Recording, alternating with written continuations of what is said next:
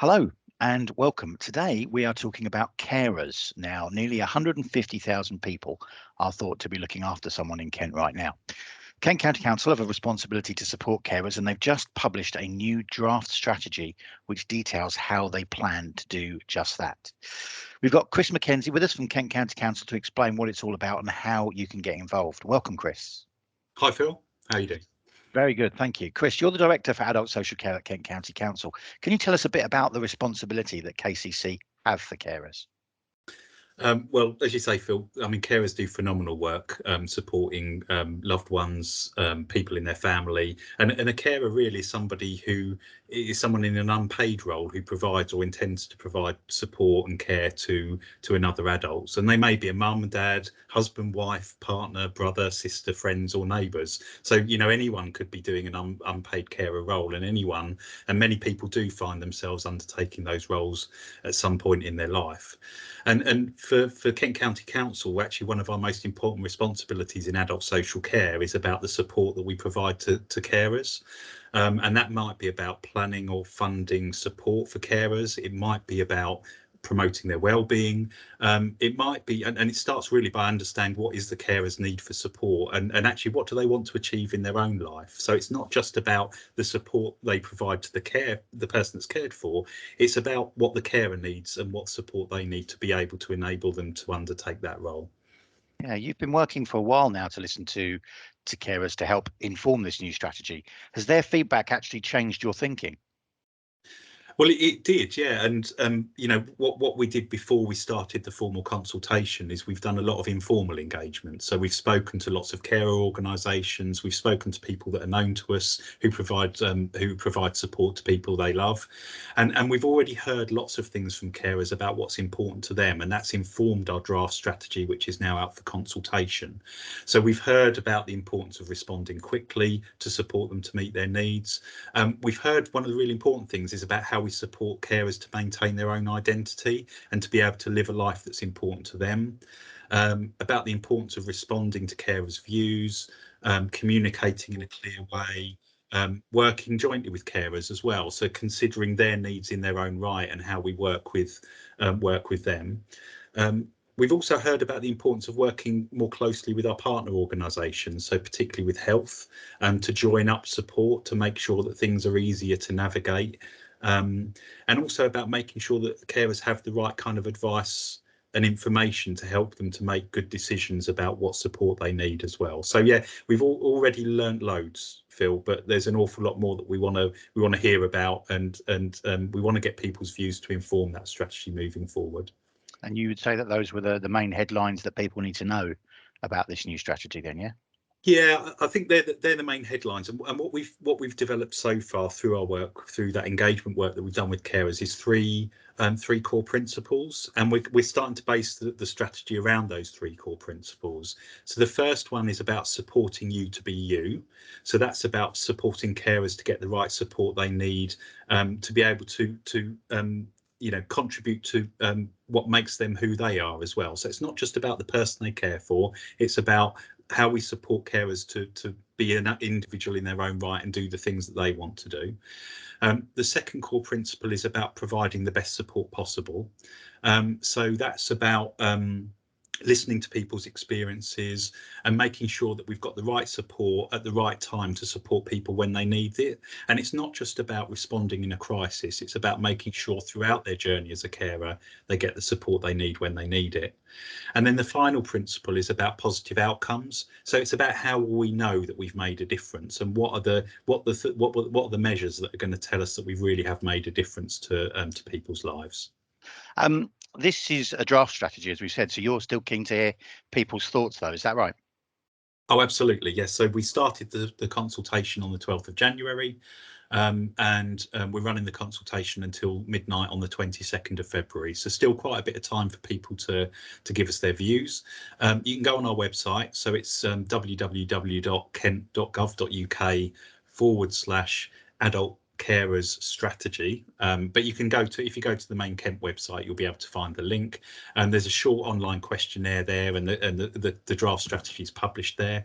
But you can also ask your carer support organisation, or you can go to a local library for printed copies as well, if you want to access a printed copy of the draft strategy and the questionnaire as well. But really keen to hear from people during that period. Chris, we've had a question from a carer who's read the strategy in detail. She asks, is the strategy ambitious enough?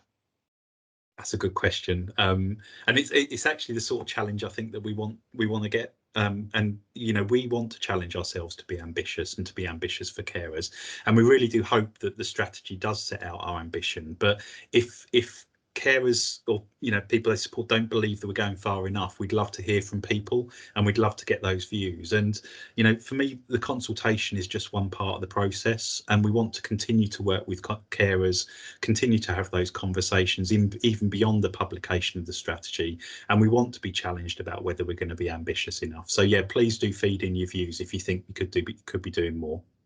We've been asked by other carers, how will you find those heavy duty carers and ensure that they're getting the support that they need?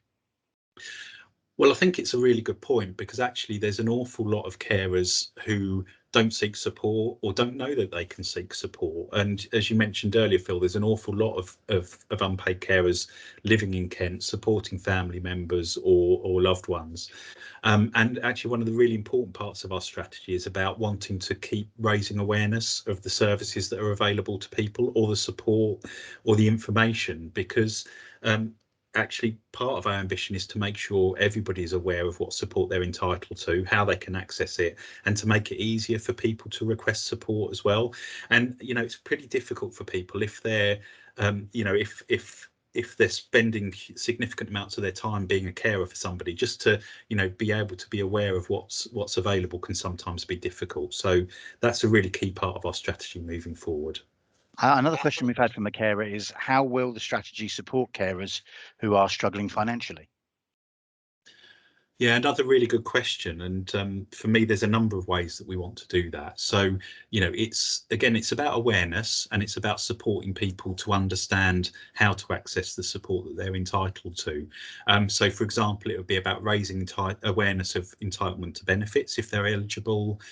We also really want to promote self-directed support, which is, for example, through using direct payments, which give people more choice and control of the support that they need. It's also, for me, about working with people to support them to maintain or find employment that fits around their caring responsibilities. We do already commission some voluntary sector organisations that can provide advice and support to carers with their finances. And so we want to promote that and ensure people are aware of the support that they're entitled to. We have a Kent Support and Assistance Service for people who have difficulties during times of crisis. And again, it's raising awareness of that. But also we want to make sure that we promote people's right to have a carers assessment. So all carers have the right to a carers assessment. And through that process, we can help people to understand what financial support's available, what funding's available, and what support they're entitled to. So again, it's through all of those ways that we want to make sure that we can provide the right support. Thank you. And finally, is there anything that you'd like to say to any carers who may be listening or watching this right now? Well, thank you, I think is the main thing I'd like to say. I mean, our carers, they make just an overwhelmingly positive contribution to society. I've heard that the contribution in financial terms that carers make is bigger than the overall budget that the NHS holds. So it is, it's significant contribution, not just to the individuals they support, but to society as a whole. So really, just to say thank you for everything that you do, and and that we recognise your contribution, and we want to make sure that you're getting the support that you need. So one of the aims of this strategy is to make sure that we do listen, that we think about what's important to you, and that we respond to that in a really positive way. We really would encourage people as well to join the conversation. So either through contributing to the consultation, but we also run a Your Voice network at Kent County Council as well, which again you can access via our website, and that's a way for anybody with an interest in adult social care to get involved in helping us to shape how we work in the future. So if you're interested in that, visit our website www.kent.gov.uk/your voice, and you can get involved as well. And if I can just have a final plug, Phil, as well, just to remind people, 22nd of February is the final date for people to be able to put their views forward for the strategy. So please, please do let us know what you think. We really want to hear from you. Chris, thank you so much for joining us. We've got more information on our website about the strategy and all the details about how you can share your thoughts before that February 22nd deadline. So do go and check it out. Chris, once again, thanks for joining us. Take care. No problem. Thanks, Phil.